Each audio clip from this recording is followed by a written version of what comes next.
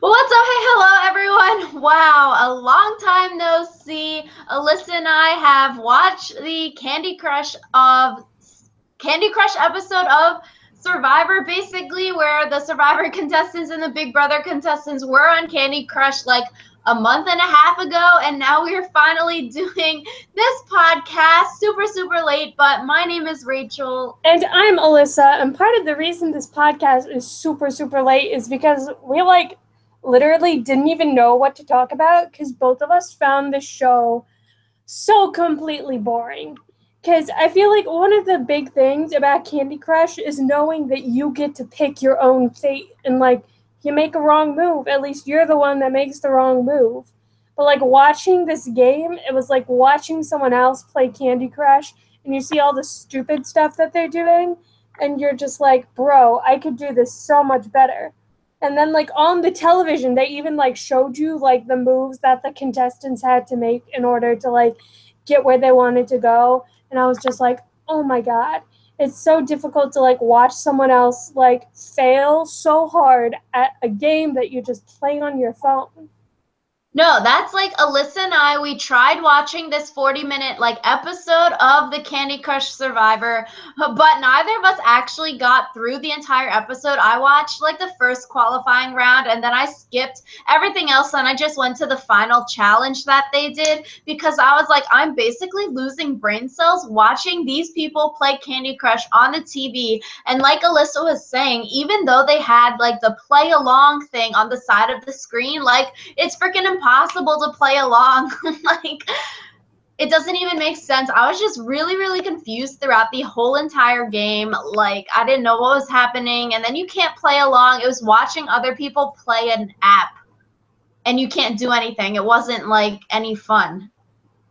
Yeah, I thought it was the hardest part about it for me was the stuff that I think that makes Survivor interesting is the strategy component behind it. And it's there's literally no strategy to Candy Crush because you can't figure out what's coming next or anything like that.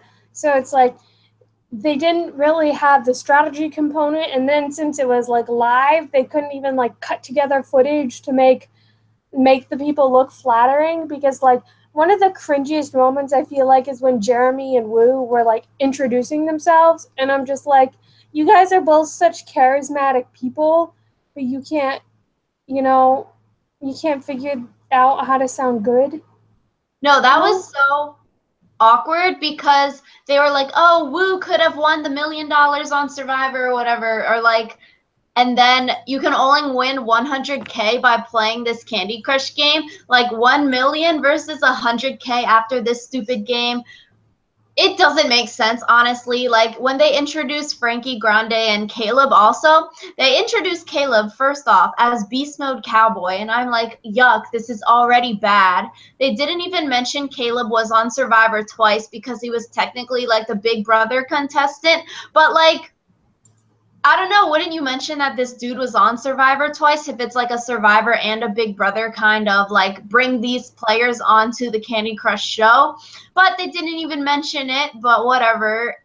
I mean, I think part of it was they wanted to pit the Survivor fans against the Big Brother fans, just because I'm not sure whether or not they don't realize that a lot of Survivor fans are Big Brother fans and vice versa. I don't know. But at least they're getting $100,000 for a night's worth of work as opposed to $1 million for 39 days of work. When you go back down to the breakdown of payment per hour, they get more per hour on Candy Crush than they did on Survivor. That makes sense. The ratio of work per hour versus payment per hour. Yeah, when they introduced Kelly and Joe, they were like, Kelly voted Joe off of Survivor. I was like, LMAO, this is so juvenile. For people who don't watch either show, sure, that would be cutesy, oh, fun fact about the person. But for people that watch the show, I feel it's a lot more complicated than this person voted this person off, or this person could have won the $1 million this game, or whatever they said. It was just so cringy this whole time. I was like, I'm actually becoming dumber watching this show. It was not fun to watch like the 20 minutes of the 40 minutes that I got through. The only like semi-interesting part about it was the mechanism where like they got to pick which challenge that they did.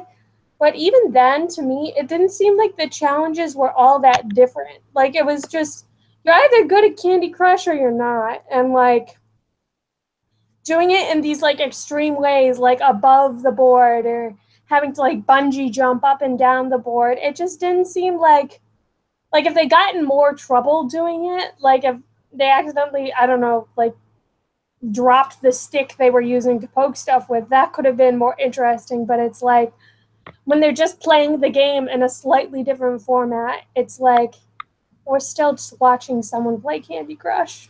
Yeah, like going into the episode, I was like, oh, like Big Brother players, Survivor players, like they're probably good at these kind of challenges games because they've been doing it on these past TV shows that they've been on. And then come to the show, like you pick these different challenges. And my question basically is, like, how can the producers of Candy Crush think of so many different challenges to create and do? So they had like 4 different ones or 5 for this game. And like after watching it once, I feel like you've seen it all because every single time it's just going to be like different people shouting random different stuff while they're playing the game. And then there's going to be a different combination of candies on the game board. Like, how many times can viewers watch the same shit over and over again? And then how many different mini games can the producers think of that are like interesting and fun for people to watch? Because like right now, I feel like I'm over it. I would not watch this show again. Yeah, like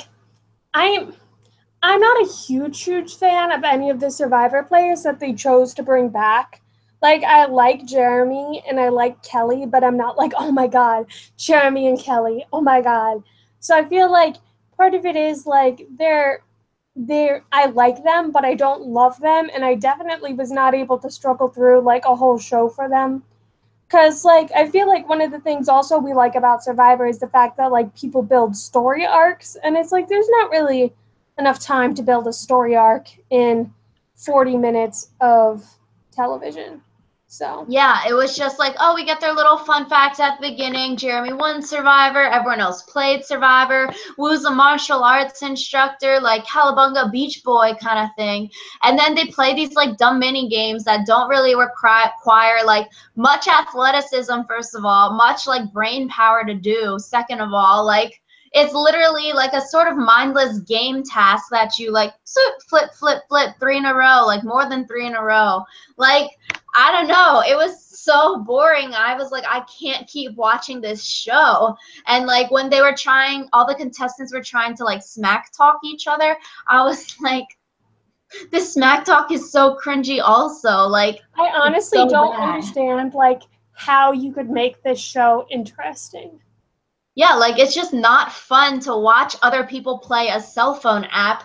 It would be like me watching Alyssa play Candy Crush like right now. Like that's not fun. Yeah. So basically, this video was just a rant for 15 minutes about how awful we think this was. So Yeah, we're a few weeks late on the whole Candy Crush show. I think, I don't know, when Survivor went on The Price is Right, that was actually somewhat interesting. So I don't know what happened here. Like, Candy Crush is not a very good show, CBS. Sorry to say. Please invite us to the finale of Survivor. yeah, if you guys have any ideas of how they could make Candy Crush more interesting, tell us in the comments below, even though we probably like won't care because we don't care about this show any longer. Or if you guys have any opinions on the show, love it, hate it, like what did you guys think? Leave a comment down below. Yeah, Survivor premieres in like 39 days, or maybe, I don't know, maybe I'm just, who knows. Survivor is premiering soon. So that is actually super, super exciting. Next month, I'm very excited. Hopefully we'll be doing cast assessment and kind of like cast reaction kind of videos, boot lists and stuff like that soon once they release everything, which will be hella fun. And those are always my favorite videos to do. Yeah, I feel like cast assessment videos are fun because, like, you can just go with your awful first impressions. So, yeah, we'll be doing those ASAP. Yeah, if anyone else has any like video ideas, we sort of disappeared for a month, I guess, but we're now hopefully back. I moved into my new room again, so yay! And Alyssa's going back to college soon, I think. Yeah. So, yeah, sorry this video wasn't that interesting, but when we have better, like, source material, I'm sure it will be a lot better. This was fun to do nonetheless. So we will see you guys hopefully next week. Well, we'll see you guys whenever the cast assessment stuff gets posted. So Peace.